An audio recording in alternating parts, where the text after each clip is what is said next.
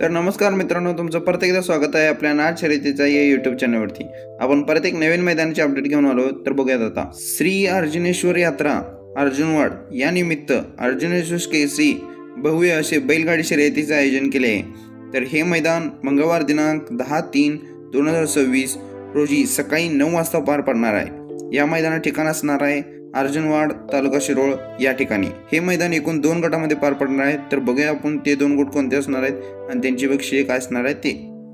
पहिला गट असणार आहे दुसरा चौसा बैलगाडी शर्यत गट।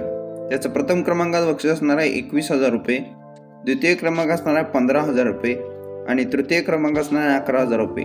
असं दुसरा चौसा या गटात बक्षीस असणार आहे। दुसरा गट असणार आहे ब गट बैलगाडी शर्यत गट।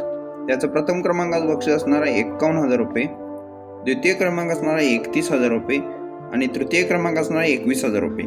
असं ब गट बैलगाडी शर्यत या गटात बक्षीस असणार आहे। असे हे 2 गट 10 तारखेला होणार आहे। इतर बघत नियम अटी मैदान यात्रेचं असल्यामुळे शासन नियमानुसार होणार आहे। गाडी नोंद ही जागेवर करून चिठ्ठी टाकली जाईल। मैदानाला येताना बैल मालकाचे आधार कार्ड, बैलाचे फोटो घेऊन येणे आवश्यक आहे। नंबर हा ड्रोन व्हिडिओ बघूनच नंबर दिला जाईल।